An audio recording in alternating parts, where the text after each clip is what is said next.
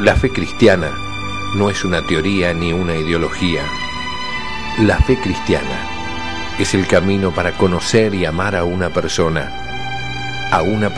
que vive, a Jesucristo.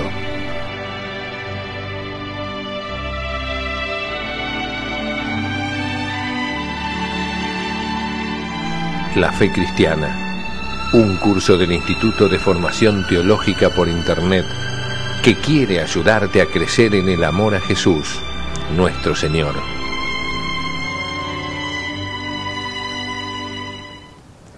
En nombre del Padre, y del Hijo, y del Espíritu Santo. Amén. Ave María Purísima, sin pecado concebida.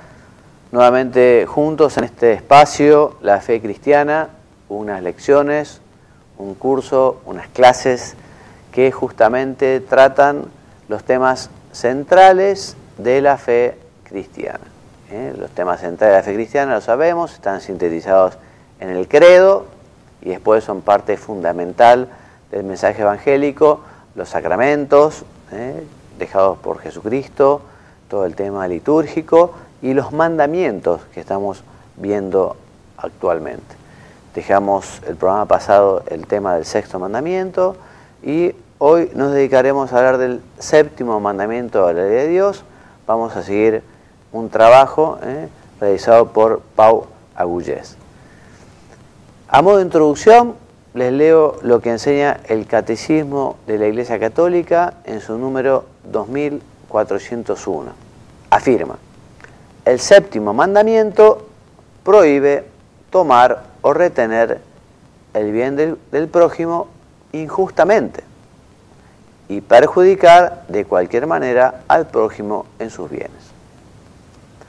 Prescribe, siempre el séptimo mandamiento, la justicia y la caridad en la gestión de los bienes terrenos y de los frutos del trabajo de los hombres, con miras al bien común, el respeto del destino universal de los bienes y del derecho de propiedad privada.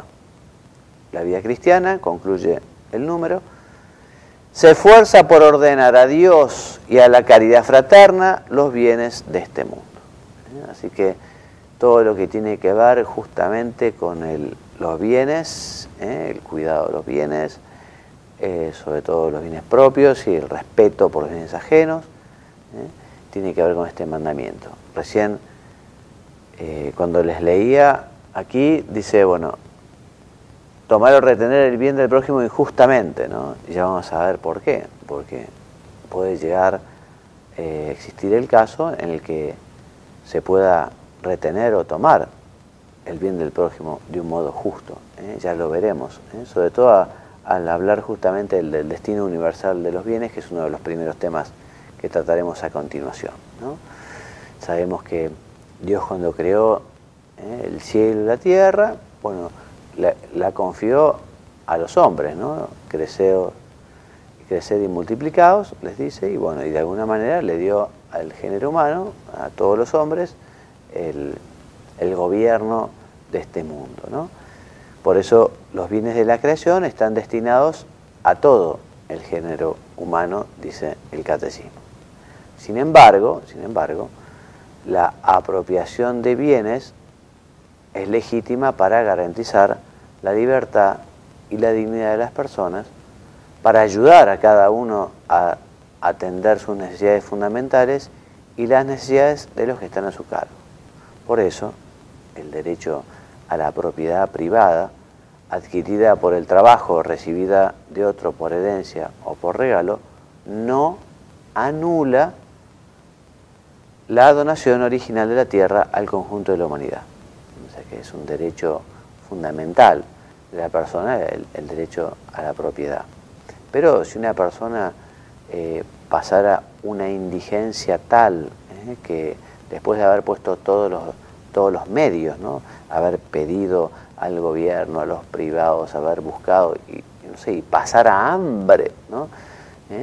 Podría llegar a tomar algo para su alimento o el de sus hijos, siempre y cuando no ponga a la otra persona en la misma situación que está padeciendo, ¿no? Porque justamente por ese destino universal de todos los bienes. Este destino universal de los bienes continúa siendo primordial aunque la promoción del bien común exija el respeto de la propiedad privada, de su derecho y de su ejercicio. Ya hemos visto como regímenes totalitarios que han abolido la propiedad privada, evidentemente esto después ha sido un gran daño para la sociedad en general y para las personas en particular. El respeto del derecho a la propiedad privada es importante para el desarrollo ordenado de la vida social. Dice la Gaudium Spes, un documento del Concilio Vaticano II, en su número 69, el hombre, al servirse de esos bienes, debe considerar las cosas externas que posee legítimamente no sólo como suyas, sino también como comunes, en el sentido de que han de aprovechar no solo a él, sino también a los demás. Y como hemos dicho también en otra oportunidad, quienes son dueños deben sentirse también, de alguna manera, administradores. Administradores, porque Dios les ha dado la posibilidad de poseer aquello y justamente eso que se posee debe ser justamente para el crecimiento personal y espiritual personal, pero también de la familia y de las personas que a uno lo rodean. Es fundamental, y ya lo veremos, que la persona esté desprendida de los bienes materiales que tenga, y también es importantísimo que tenga esa visión solidaria, ya veremos, no solo una cuestión estrictamente justa, una justicia tal y tan pequeña que digamos que excluya la solidaridad, ya lo veremos también. Regímenes como el socialismo marxista y en particular el comunismo, al pretender, entre otras cosas, la subordinación absoluta del individuo a la sociedad, sabemos que también negaba a las personas la propiedad privada de los bienes de producción, los que sirven justamente para producir otros bienes como la tierra, ciertas industrias, y afirmaba estas formas políticas, digamos, estas ideologías, que solo el Estado podía poseer esos bienes para poder instaurar una sociedad sin clases. La Iglesia ha rechazado estas ideologías totalitarias, ateas, asociadas en los tiempos modernos al comunismo y al socialismo, y también la Iglesia ha rechazado la práctica del capitalismo, que muchas veces es individualista y solo está en función de la búsqueda de la primacía absoluta de la ley del mercado sobre el trabajo. De hecho, lo veremos en el próximo programa, ¿no? Pero cuando comienza justamente la revolución industrial, será León XIII quien comenzará con lo que luego se llamará doctrina social de la Iglesia, a clamar para que justamente los empresarios respeten los derechos básicos de los trabajadores, ¿no? Que los trabajadores tienen derecho a un salario justo, que los trabajadores tienen derecho a un descanso dominical, que los trabajadores tienen derecho, digamos, al poder compartir tiempo con la familia, ¿no? O sea que la Iglesia siempre ha luchado, por decirlo de alguna manera, entre comillas, para que se respete la dignidad de la persona humana, ¿no? Y ha condenado tanto a los regímenes totalitarios socialistas como, digamos, a un capitalismo o un individualismo o un liberalismo completamente desenfrenado, donde justamente se deja de tutelar al individuo y se perjudica también el bien común general. Bueno, respecto del uso de los bienes, vamos a hablar un poquito de la templanza, de la justicia y de la solidaridad. Entonces, sabemos que la templanza es una virtud, una de las virtudes cardinales, de la cual justamente dependen otras muchas, que nos ayuda, esta virtud, a moderar el apego a los bienes de este mundo, ¿no? O sea, la templanza ayuda a poner orden en la comida, en la bebida y también justamente en el amor y en el uso de los bienes terrenales. La justicia, ¿no? Nos ayuda justamente a dar a cada uno su derecho, lo que le corresponde, lo que le es debido. Y también la solidaridad, como veremos, son 3 virtudes que el cristiano debe vivir para realmente poder buscar una sociedad justa, una sociedad donde se viva esa solidaridad, una sociedad donde de alguna manera esa es la aspiración, ya el reino de los cielos esté aquí en la tierra, ¿no? Decíamos que las cosas, bueno, son buenas. Cuando Dios creó, lo recordamos en el libro del Génesis, dice, bueno, y vio Dios que era bueno, ¿no? O sea que las cosas son buenas, y la Iglesia también ha rechazado y ha establecido o ha determinado o ha orientado como erróneo, digamos, ese dualismo que existió en algunas épocas, ¿no? Dicen, bueno, lo espiritual es lo bueno, lo material es lo malo. No. Lo material y lo espiritual son buenos justamente si se viven, si se quieren, si se tienen como Dios quiere, porque Dios creó al hombre cuerpo y alma. El hombre no es un ángel que sea solo espíritu, ¿no? Y Dios además puso todos los bienes de la tierra para que justamente el hombre los aprovechara, los disfrutara, los hiciera fructificar, ¿no? Pero eso no quita que el hombre tiene que vivir el desprendimiento, tiene que vivir la pobreza. O sea, no puede poner las cosas como lo primero en el corazón. Hay que querer las cosas, pero las cosas tienen que tener su lugar y no puede ser el primero. El primer lugar es Dios, el primer mandamiento: amarás al Señor tu Dios con todo tu corazón, con toda tu alma, con toda tu mente. Si vos amás las riquezas o amás las cosas con todo tu corazón, con toda tu alma, con toda tu mente, no estás viviendo justamente el desprendimiento, ni estás viviendo la pobreza cristiana. En primer lugar hay que amar a Dios, hay que amar al prójimo, y las cosas también hay que amarlas, pero hay que amarlas ordenadamente, en su lugar, ¿no? Y de hecho nosotros como cristianos, además, estamos llamados a vivir una vida sobria y templada. O sea, cada uno según su lugar, según su ambiente, según, según el trabajo que tenga, el lugar donde vive, bueno, vivirá eso sobria y templadamente. Por más que una persona disponga de millones, igual no se puede dar todos los gustos, tiene que poner orden. También puede no vivir la pobreza una persona que no tiene un céntimo, ¿no? Porque ya les digo, es una cuestión de corazón.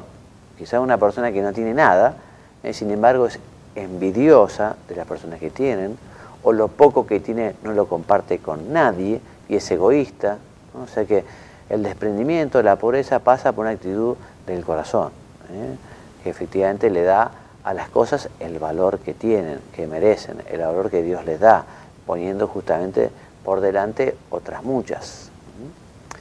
De hecho, nuestro Señor le dio tanta importancia a este mandamiento, digamos, de vivir la pobreza, que dijo, bueno, qué difícil que es que un rico entre en el reino de los cielos, ¿no? Él nos dio ejemplo, porque Él nació pobre y vivió pobre, desprendido. Yo me imagino la casa de San José, la casa de la Virgen, la casa de Jesús, como una casa en la que no faltaban los temas fundamentales, porque San José trabajó y era un excelente trabajador, lo mismo después Jesús, pero se vivió sobria y templadamente, también con una casa de puertas abiertas, con una casa de muchos amigos. Pienso que la Virgen Santísima tendría muy buen gusto también en el cuidado de las cosas de la casa, ¿no? Pero con una gran pobreza, ¿no? Tampoco hay que confundir la pobreza con la dejadez o con el olvido, ¿no? O peor, con la suciedad, ¿no? O sea, puede ser muy pobre y muy limpio, muy pulcro, muy ordenado y además, digamos, teniendo las cosas con buen gusto, ¿no? Difícilmente un rico entrará en el reino de los cielos. ¿Y por qué? Y porque tiene su amor puesto en las cosas, porque no tiene el amor puesto en Dios y en los demás. Por eso, es una cuestión de amor. Pero esto es muy difícil, le dijeron cuando se fue el joven rico, se fue triste, dice el Evangelio, no se animó. Qué difícil que es, los apóstoles. Pero Jesús dijo, bueno, lo que es imposible para los hombres es posible para Dios, como explicándonos que nosotros para estas cosas también tenemos que buscar el auxilio divino, tenemos que buscar la ayuda de Dios para realmente estar desprendidos, para ser generosos, para cumplir la voluntad de Dios. Uno tiene que buscar la ayuda de Dios. Bueno, la justicia, decíamos, es la virtud moral que consiste en el hábito mediante el cual se da con voluntad constante y firme a cada uno lo que le es debido, a cada uno su derecho, a cada uno lo que le corresponde. Y la verdad que la justicia es una virtud fundamental, ¿no? Y mucho más, como veremos a continuación, nosotros que vivimos la justicia también endulzada o dulcificada por la caridad, por la solidaridad. Existen distintos tipos de justicia. Por ejemplo, la justicia entre personas singulares es la justicia conmutativa. Las personas, por ejemplo, el pagar una deuda, cuando uno compra algo, pagar su justo precio, etcétera, etcétera. Existe una justicia distributiva que regula lo que la comunidad debe a los ciudadanos en proporciones a sus contribuciones y a sus necesidades, ¿no? Existe la justicia legal, que es la del ciudadano hacia la comunidad. Por ejemplo, uno vive la justicia legal cuando paga sus impuestos, ¿no? Cuando cumple con su deber. Bien, y también es necesaria para esta sociedad la solidaridad, entendida, dice el catecismo, como la firme determinación, firme determinante, de empeñarse a favor del bien común, es decir, del bien de todos y de cada uno, porque todos somos verdaderamente responsables de todos, ¿no? Esto es muy bueno tenerlo muy presente, ¿no? O sea que evidentemente no podemos vivir indiferentes a lo que nos rodea. Uno podrá decir, bueno, pero yo tampoco me puedo ocupar de resolver los problemas de todos, y evidentemente uno no puede resolver los problemas de todas las personas que lo rodean, pero sí que eso no puede convertirse en una excusa para no hacer nada, evidentemente. O sea que uno tiene que salir de uno mismo para ver cómo puedo ayudar a los demás. Es que yo no sé cómo poder ayudar a los demás. Como llevar la oración, preguntar al Espíritu Santo, Dios mío, ¿qué es lo que tengo que hacer yo por los demás? ¿A qué me llamás para hacer? Al joven rico, cuando Jesús lo llamó, le dijo, bueno, andá, vendé todo lo que tenés, dáselo a los pobres y convertirte en uno de mis discípulos, en uno de mis apóstoles. Bueno, eso a todos no le piden. Pero vos querés saber qué es lo que te pide, pregúntale. Mirá que hacer oración no es hablar con la pared. Uno cuando a Dios le pregunta, Dios a uno le responde y le dice, ¿no? Y las cosas que se nos van presentando, justamente muchas veces nos la pone Dios en medio del camino para que la encontremos. Entonces pensemos, bueno, ¿estoy siendo solidario? ¿En qué temas puedo ser solidario? ¿Estoy siendo todo lo generoso que Dios espera de mí? La solidaridad es comunicación de los bienes espirituales, aún más que comunicación de bienes materiales. También una idea para tener en cuenta. La solidaridad no es solo dar alimento, no es solamente dar comida, que sí lo es, pero sobre todo es educar, enseñar, ayudar a hacer crecer en el conocimiento a Dios. La catequesis, por ejemplo, es una ayuda solidaria importantísima, ¿no? Quienes dan catequesis, por ejemplo, en algún barrio, en algún colegio, están haciendo una labor solidaria magnífica, porque están dando realmente algo que vale más que el oro, ¿no? Que es la fe, ¿no? El poder ayudar a las personas a conectarse, a unirse a Dios. Bueno, respecto del respeto de los bienes ajenos, bueno, ¿cuáles son los pecados contra este séptimo mandamiento de la ley de Dios? Por un lado, ya lo hemos dicho al enunciar el mandamiento, tomar o retener injustamente lo ajeno. O sea que evidentemente si uno toma o retiene injustamente, está cometiendo un pecado contra el séptimo mandamiento. ¿Puede haber un caso de que uno retenga justamente? Puede ser. Igual son casos bastante poco corrientes y más vale no quedarse con el propio criterio, sino que consultarlo y ver, ¿no? Si uno se está reteniendo de un modo justo algo que es ajeno. Hay que tener mucho cuidado. Después también es pecado causar algún daño injusto al prójimo en sus bienes materiales.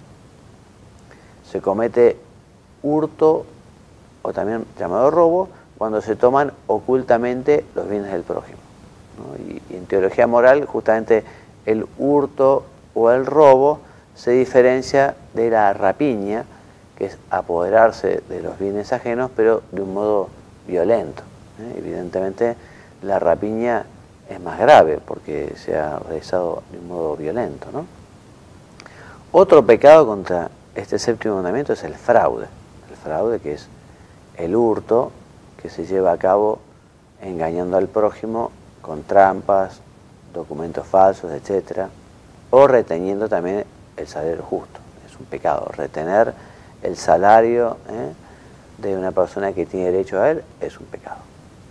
También es un pecado la usura, que justamente consiste en reclamar mayor interés del lícito, del que corresponde, habitualmente aprovechando una situación de necesidad del prójimo. También son moralmente ilícitos, también es pecado la especulación, mediante la cual se pretende hacer variar artificialmente la valoración de los bienes con el fin de obtener un beneficio en detrimento ajeno, la especulación. También la corrupción, un gran pecado, ¿no? La corrupción mediante el cual se vicia el juicio de los que deben tomar decisiones conforme a derecho. Por ejemplo, el soborno. El soborno a un empleado público, a un empleado privado, en fin, la corrupción es un pecado que está además muy extendido. También es pecado la apropiación y el uso privado de los bienes sociales en la empresa. Los trabajos mal hechos, o sea, una persona que trabaja mal, una persona que no cumple con su deber, una persona que no es responsable con su trabajo, que llega tarde, que hace mal las cosas, está pecando contra este mandamiento. También es un pecado contra este mandamiento el fraude fiscal, la falsificación de cheques o falsificación de facturas, los gastos excesivos, el despilfarro, son pecados contra el séptimo mandamiento. Unos gastos desmedidos, hay que acusarse. Padre, he pecado gastando un dinero que no debería haberlo hecho, no haber gastado, por más que sea mío, igual yo no tengo derecho a gastarlo de mala manera. Bueno, infligir voluntariamente daños a la propiedad privada o pública es contrario a la ley moral. O sea, que quien rompe cosas que le pertenecen a otro o que son de, no sé, de una plaza, un teléfono público, un tren, no sé, también está cometiendo un pecado. Contra estos mandamientos, contra estos daños, contra estos robos, contra estos fraudes, contra estos pecados, siempre vamos a ver, hace falta la reparación. O sea, para el arrepentimiento hace falta que la persona repare lo que ha robado, lo que ha roto o lo que se ha quedado. Tiene que reparar, o sea, buscar poner a la persona que le robó en la misma situación que estaba antes, ¿no? Los contratos deben ser rigurosamente observados en la medida en que el compromiso adquirido es moralmente justo. Esta obligación de reparar, repetimos, quien ha cometido una injusticia debe reparar el daño causado en la medida que le sea posible. Se debe restituir lo robado, ¿no? Si una persona dice, no, padre, me vengo a confesar porque robé. Bueno, hijo, haces muy bien arrepentirte, pero tenés que devolver lo que robaste. Ah, no, devolver no. Y entonces no hay arrepentimiento. No puede haber absolución si no hay ese deseo de restitución. Además hay que tratar de hacerlo con urgencia, cuanto antes. Puede excusarse el del deber de restitución, la imposibilidad física o moral, o también puede llegar a extinguirse la obligación de devolver, por ejemplo, si la persona es perdonada por quien ha sido robado. Bien. En el caso de no encontrar al propietario, bueno, el poseedor de buena fe puede mantenerlo en su poder, ¿no? Alguien que ha encontrado algo de buena fe. Ahora, si es un poseedor de mala fe, porque lo ha robado, lo debe destinar a los pobres o a obras de misericordia. Bien, y hasta acá llegamos, porque Dios mediante el próximo programa vamos a hablar con detenimiento de lo que es la doctrina social de la Iglesia, que es justamente, ya podemos enunciar, ¿no?, que es esa enseñanza, es el juicio moral, porque la Iglesia no hace política partidaria, ¿no? sino que es la enseñanza o el juicio moral de la Iglesia sobre cuestiones que tienen que ver con la sociedad, ¿no? Para que después ya los gobiernos, las personas en particular, digamos, lo apliquen, ¿no? En el caso concreto. Pero sobre todo la Iglesia alza su voz cuando se obra injustamente, ¿no? Por ejemplo, ya les digo, desde León XIII con los trabajadores que eran injustamente tratados. Actualmente la Iglesia también clama y abre y defiende sobre todo al no nacido, al naciturus, defendiendo la vida, en fin. Pero bueno, todos estos temas son para la semana que viene. Así que me despido, como les he dicho otras veces, y me voy a la última diapositiva, a ver. Pueden encontrar esta documentación en www.institutodeteología.org o en oracionesydevociones.info, o hacer el curso que se dicta en la plataforma Moodle de encuentra.com. Si les quieren las presentaciones, me pueden escribir a mí, a juanmariagallardo@gmail.com, o a la secretaria del instituto, que es la profesora Mónica Heller, secretariaifti@gmail.com. Bueno, muchas gracias por la compañía. Los espero la semana que viene para continuar hablando entonces del séptimo mandamiento de la ley de Dios. Me despido enviándoles la bendición. Que Dios los bendiga y los haga muy santos. Amén. Muchas gracias.